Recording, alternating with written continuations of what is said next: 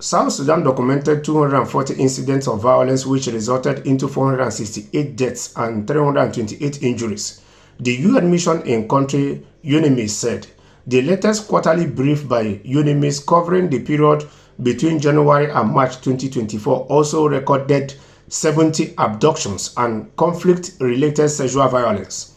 This, according to the mission, represents a 24% increase in the number of violent incidents which compared to the same period last year.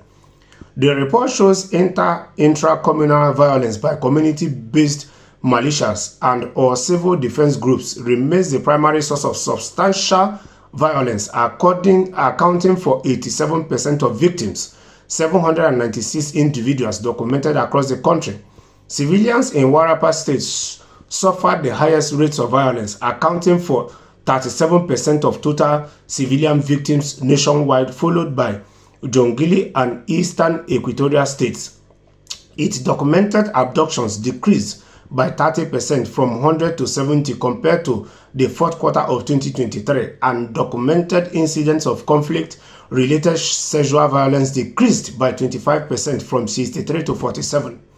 Nationwide trends of violence involving the conventional parties to the conflict remained relatively low during the reporting period. However, military operations and activities involving government security forces and organized armed groups and their respective proxy armed elements continue to place civilians at risk, predominantly in parts of central Equatorial State.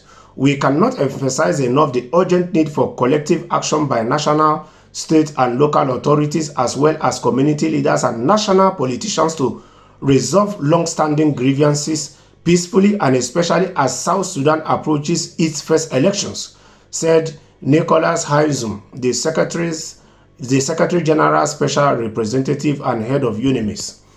He added, building a culture of human rights is fundamental to achieving substantial security, peace and democracy.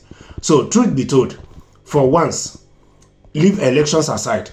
Election or no election, the people of Sudan, they have rights to peace. They deserve to live in peace.